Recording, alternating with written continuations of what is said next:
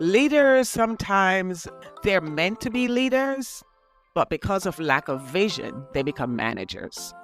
Managers are task oriented.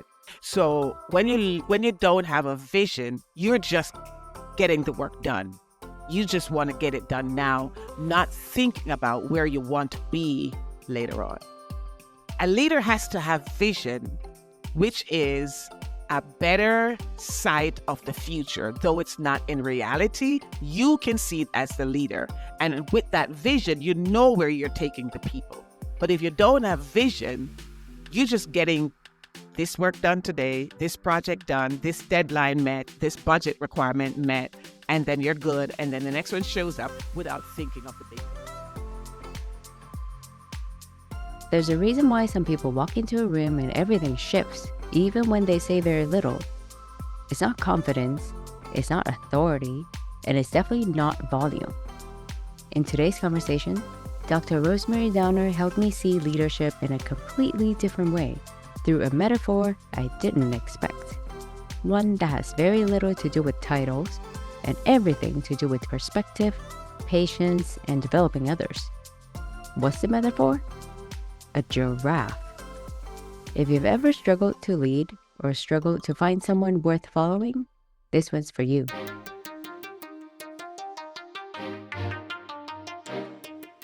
Welcome to the show, Mind Blend. I'm your host, Karen Chong, and I'll be diving into the minds of incredible people, each an expert in their very own way. Together, we'll uncover insights and share ideas so you can be inspired and empowered to navigate your own unique journey in life. Ready to get curious and discover what's possible? Let's blend. So we have talked a lot about leadership these days, how to lead better, faster, more effectively. But what is true leadership? That's what we're going to talk about today with my guest, Dr. Rosemarie Downer. Hi, Dr. Rosemarie. Hello. Good day. Good morning for you. Morning for me as well. It's good to be here. Great to have you here. So before we begin, I know that you have had a lot of different experiences in your past. So how did you get involved with leadership and all the things you've done in the past that sort of led you down this path? Okay. So I honestly can say throughout my life, I've not been able to get away from leadership. Huh. So how did I get here? I almost always find myself in a leadership role, whether I want to or not, whether I'm hiding or not. I'll give you an example. Coming up in school, the teacher may give a group activity.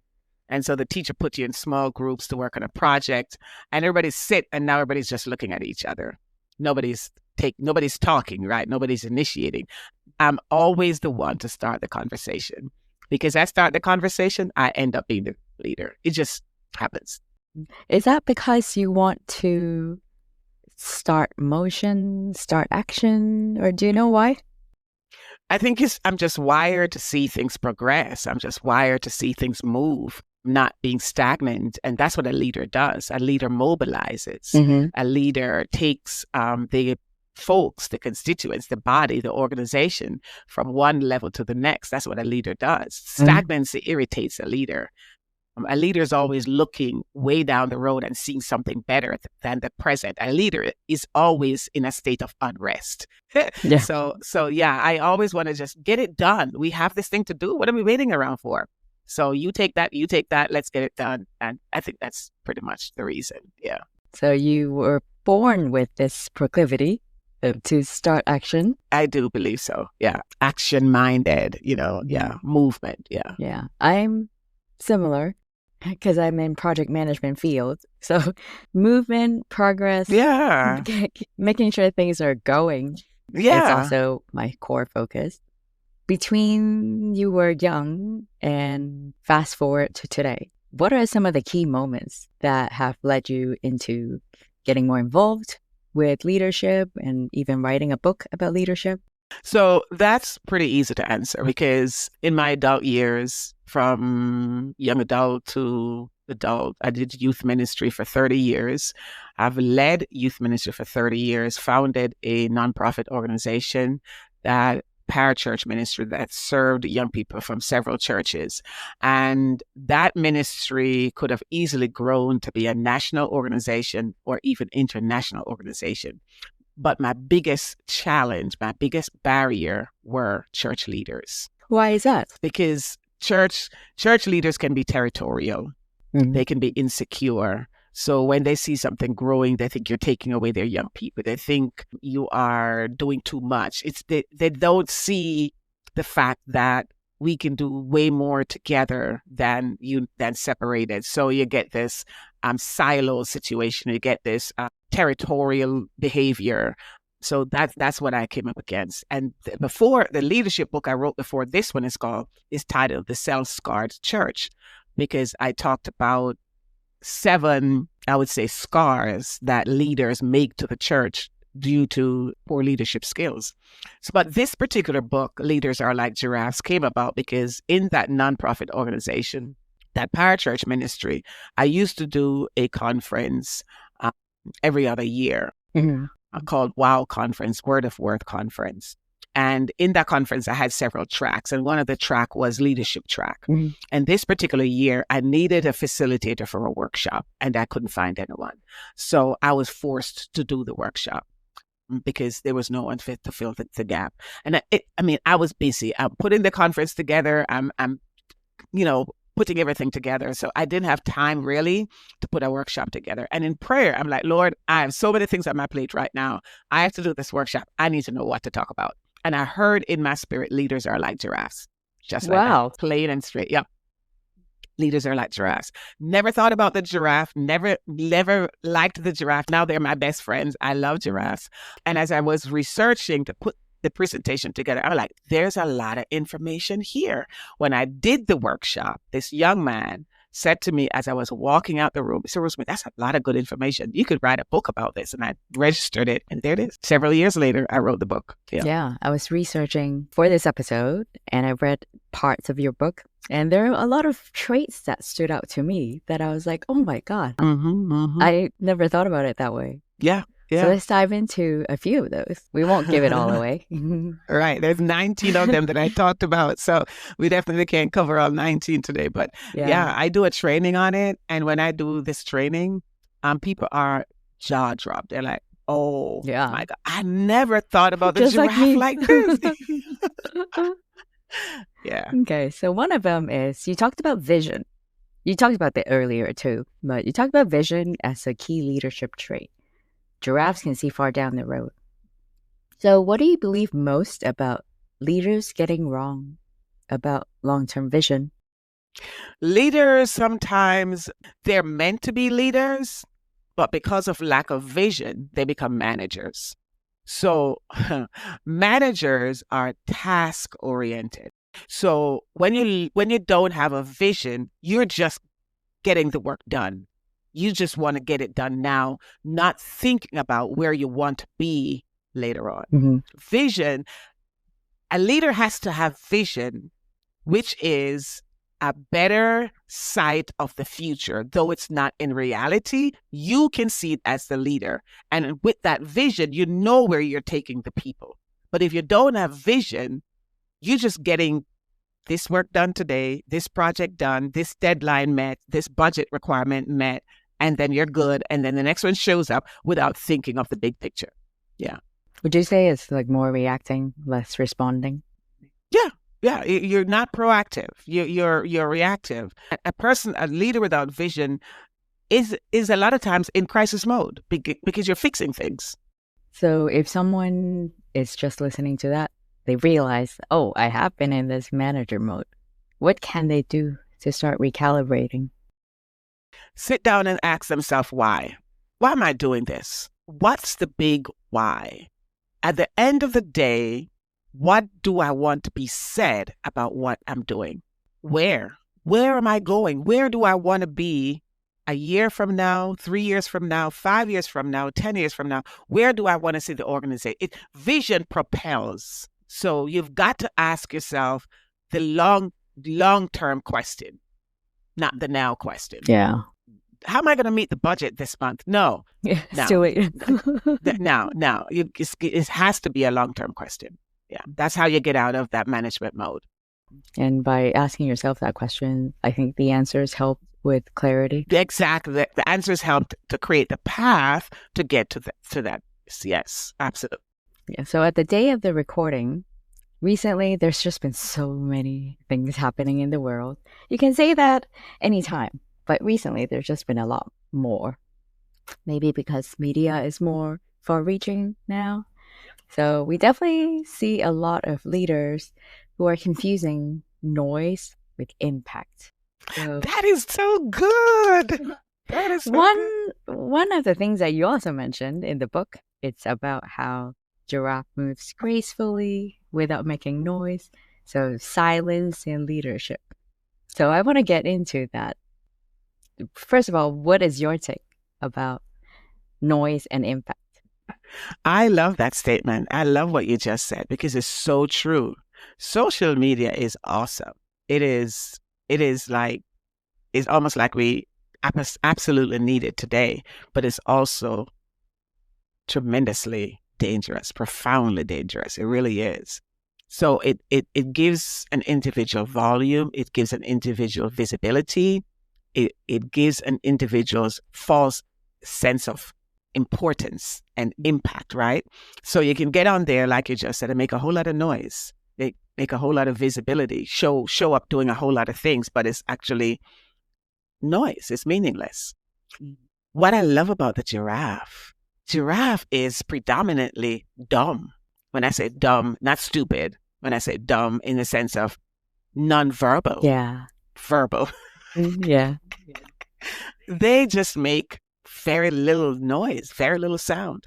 And their presence is impactful, not because of their size.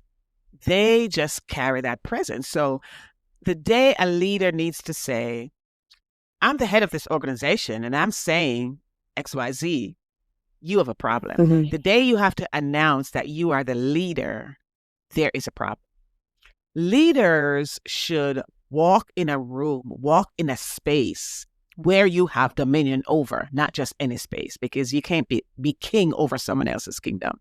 But where you are led to lead, you should be able to walk in a space. And because you show up, things shift. Mm-hmm.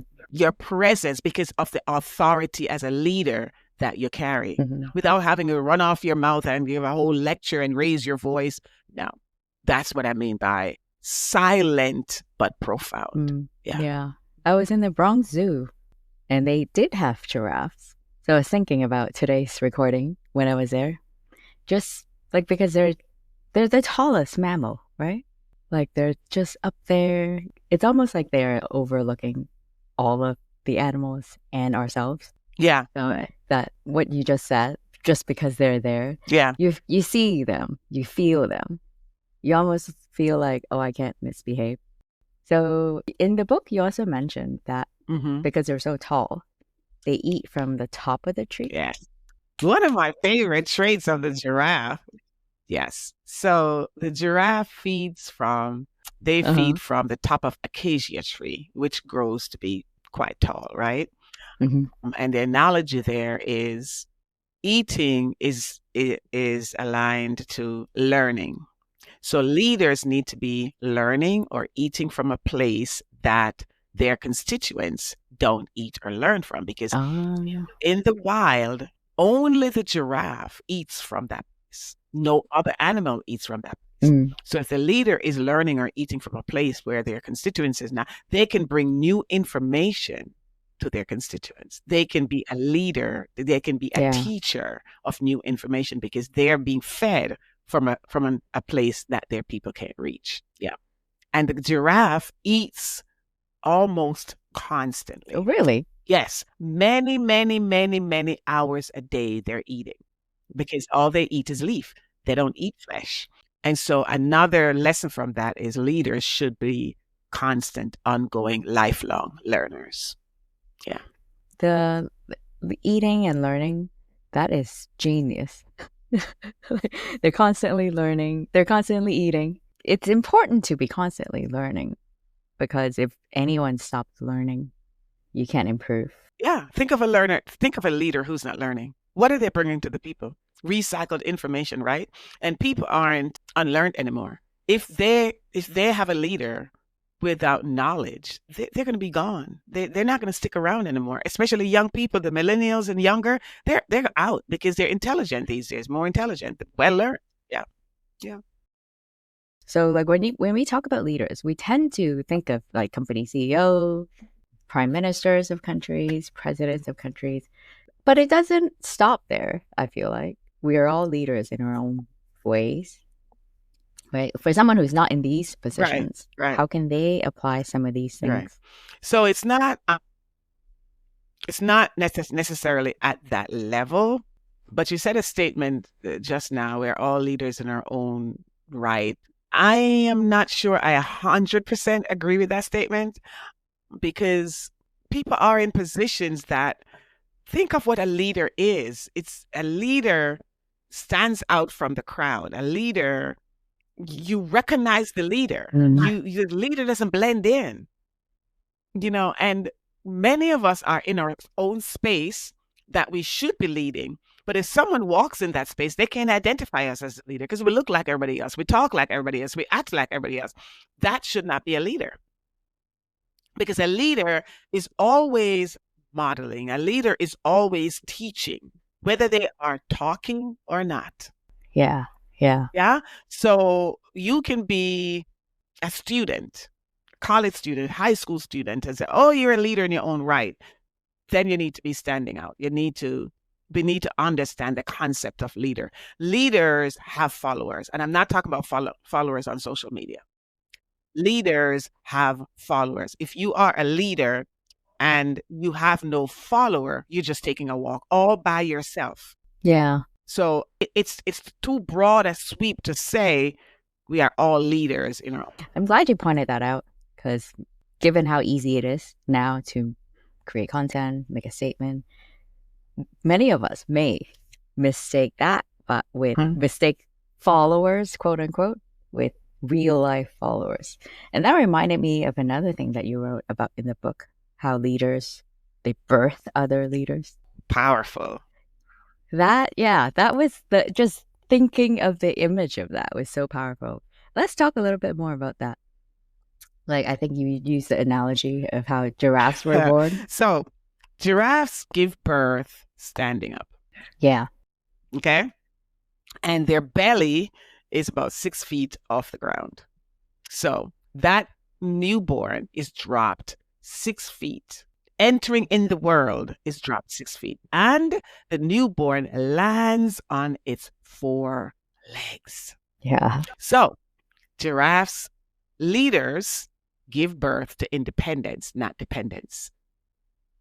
Right? So because a baby being born, of all mammals, giraffe babies are most independent than any other mammal when they're born. In ours, the baby is able to walk because leaders or / giraffes give birth to independence, not dependence. The myth or the misunderstanding today is the more people depend on me, the better leader I am. No. The more leaders you develop, the better you are as a leader. And if you read further in the book, you might have seen it, where when that baby is born, the mother is not being abusive, but the mother kicks the newborn. The newborn goes up in the air and lands on its legs, but it drops because the legs are weak, it's not strong yet. Yeah. And the mother kicks the baby again. He goes up in the air and now he lands on his feet. When I read that, I was like, oh my God, where's Giraffe Abuse Association to rescue these babies? But it was a way of telling the baby, life is here, get up and go. Don't depend on me. Get up and walk. And after the second kick, that baby's able to get up and walk. So leaders don't enable. Leaders don't come to rescue. I mean, in time, but yes. Uh-huh. Yeah. It sounds more like they coach then. Like the act of kicking may feel like coaching a little. So how would that look like in real life? In real life. So while I was carrying you, while I was mentoring, while I was cultivating you, training you, pouring into you as a leader, I equipped you sufficiently that when I'm beginning to wean away from you as your direct mentor or coach, you are ready to assume leadership role. Okay. So now you have stepped into leadership role. Coming out of that womb is stepping into leadership role. Now that you've stepped into leadership role, you meet your first challenge, which means you're going to have to stand up in the middle of it. I am not going to carry you. I've taught you enough. I am not going to carry. Now, the other thing to notice is that the mother giraffe doesn't abandon the baby giraffe. The mother giraffe is still hovering around, watching over the baby giraffe. So I'm not going to abandon you, but I'm not going to rescue you. Yeah. Because recently, like in the last 10, maybe 15 years, there's always this like, you're never ready when it comes to getting to the next level. More and more people, they are given jobs or titles before they're actually ready. And what I mean is might not have experience managing that sort of work or assuming that kind of role, but they're just put in there. Do you think that's premature then? Like, is there a lack of development in our younger generations before just putting them in charge? Because I see a lot. Because I have a lot of friends. I have a lot of friends in, like, especially technology. It depends on the role that they're filling. It depends on what they're doing.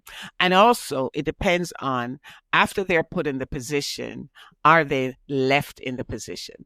Do they have support? Do they have leadership? Do they have mentorship? Do they have someone giving oversight and feedback? So it would be a little difficult to give a one size fit all answer, because I believe that's going to be situational. Yeah. So it's more like, I'm not going to rescue you. So like, you do the job, but I'm also not abandoning you. Right. Meaning looking at what you've done, giving you feedback. And I trust you to do it because I've poured enough in you. I carried you for, let's say, 9 months, and by the gestation period for a giraffe, it's quite a while. So I have fed you, I have poured into you all this time. I am giving birth to independence. You were dependent on me then. Now I'm weaning you. Yeah.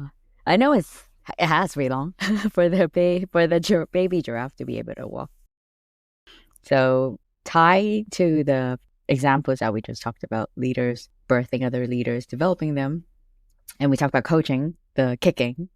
How do you balance the gentle side of leadership with like the tough love, which is kind of like the kicking? The first time the mother kicks the baby calf, she licks the calf. When the baby lands, before she kicks it the second time, she licks the calf. In other words, I love you. I care about you. I want to see you succeed. I am here. Then she kicks him again. Right? And the baby lands, and she doesn't go off. She doesn't abandon. She's in the area watching over, even weeks after the baby's born. She watches over the baby. So there is care there. And then there's a herd. So if the mother has to go out and look for food, there are other mature giraffe in the area where the baby is. So you have several mothers bring their baby in the same space, and they have a mature giraffe in the area watching over them. So there is expressed concern for the baby giraffe. It's not like I just kick you and go about your business. I'm off now. Not at all. Yeah, that is what I'm seeing very often now in the corporate world. Like the people are put into positions and they're just kind of let to do the job themselves. And if they don't produce results, that's their fault. Right. So there needs to be mentoring. There needs to be feedback. There needs to be, like you mentioned, coaching, training, equipping. Even if you bring the person in the position before they're fully skilled up, and there is a need for someone to come alongside that person, right? Work with them, train them up, and then gradually wean them. Yeah, it needs to. Yeah. Are there other qualities of giraffes? I'm sure out of 19, there would be some that resonate more with you, or you have some favorites. Are there other favorite ones? The eating and the birth are my two favorite. Another one that I really like is the giraffe's tongue. The tongue, okay. Yes. The giraffe's tongue is extremely large. It's big, right? So the giraffe's tongue is like their hands. Or they use their tongue almost like their hands. So their Ah, tongue has this dark color on it and a coating on their tongue because most times their tongue is extended out of their mouth. okay. They use their tongue to wrap around tree, a branch, the acacia tree branch, and pull it to strip the leaf off of the Huh? branch. Oh, So their uh-huh. tongue has to be really strong. Now, Yeah. the acacia tree is also very thorny. Exactly. Think about it. Yeah. But if the giraffe sees some luscious leaves on the acacia tree behind a branch that's full of thorns, that doesn't stop the giraffe. Mm-hmm. They find a way to get around the thorns or through the thorns and still wrap their tongue around that branch and pull it to strip the leaves off. The lesson from that is obstacles don't stop leaders. The thorns are obstacles. They don't stop leaders. Pain don't stop leaders. It has to hurt to go through those thorns to get to those leaves. And I really, really like that because in the role of leadership, you are going to run into challenges Yeah, of course. because you're trying to get from this place to a better place. So inevitably you're going to have challenges, but that doesn't phase out the giraffes, and that's how a leader ought to be. I really like that one. Yeah. Talking about giraffes for the last about 30 minutes or so, it just makes me want to turn on National Geographic. Yeah. Yeah, I had no idea about the tongue because if it's full of thorns, as you were describing, like listeners can't see us, but like my face just looked Yeah, think about painful. it. But they keep going nonetheless. Sometimes Yeah. as leaders, we give up easily. And if the giraffe gives up, they're not going to get those leaves. Yeah. Yes. No, Like there's no food. And exactly. that's a big motivator. It's funny how much we can learn from animals because in a previous episode, I talked about like our animal brain versus the verbal brain. And the verbal brain rationalize. The animal brain is what causes all the emotions and the natural reactions that we have.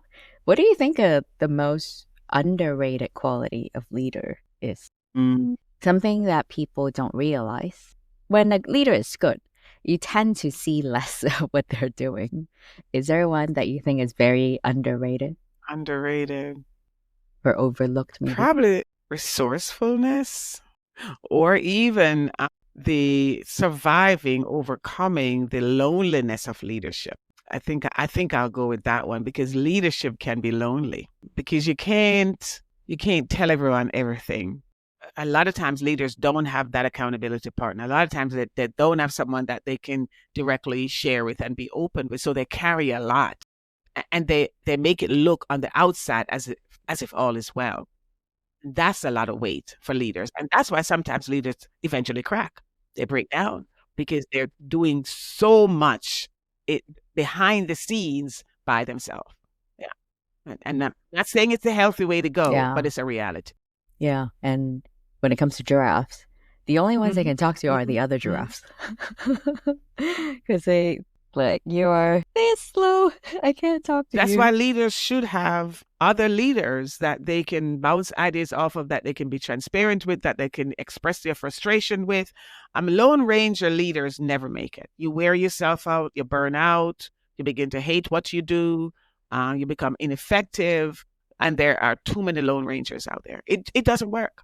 You need a team. Yeah. Like you Mm. said, the Hmm. accountability partners. Someone Yep, just like yep, to bounce you do. ideas off. You need.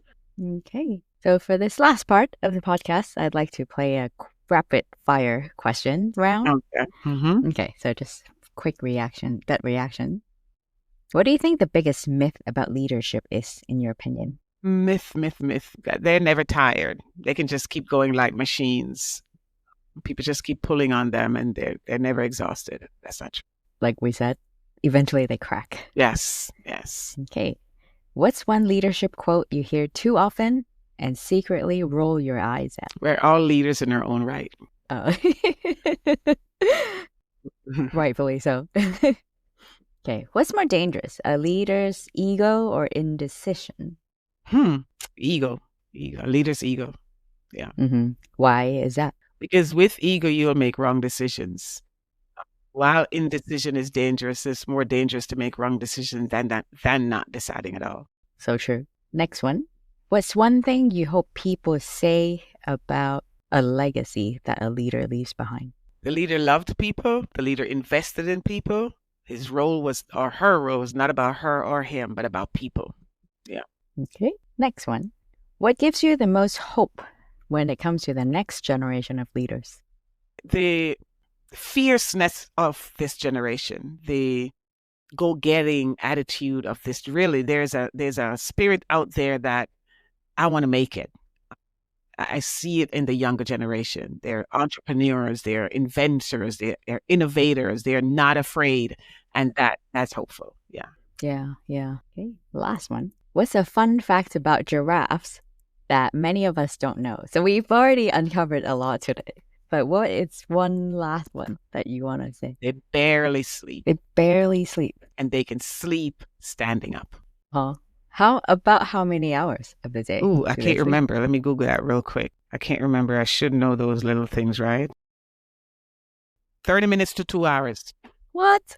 Given how big they are. 30 minutes to 2 hours. Okay. Wow.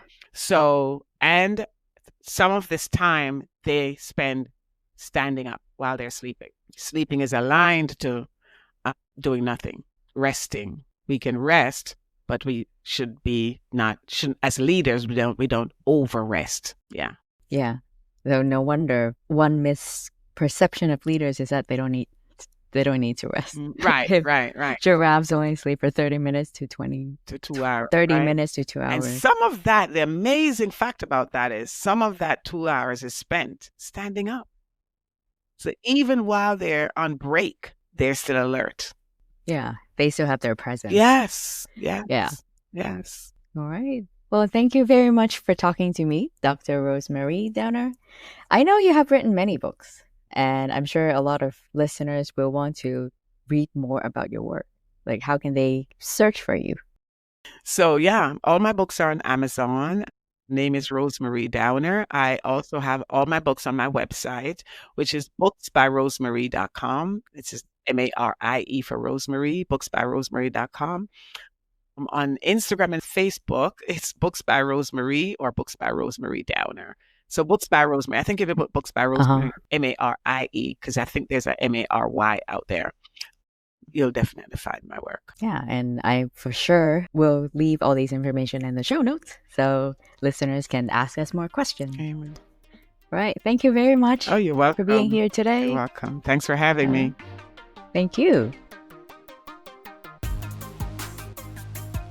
Thanks for listening to this episode of Mind Blend. If you enjoyed the conversation, don't forget to follow and share it with anyone who needs to hear it. And let's keep the conversation going. Connect with me on LinkedIn or leave me a comment. Until next time, stay curious, keep exploring, and let's continue to blend our minds and discover what's possible.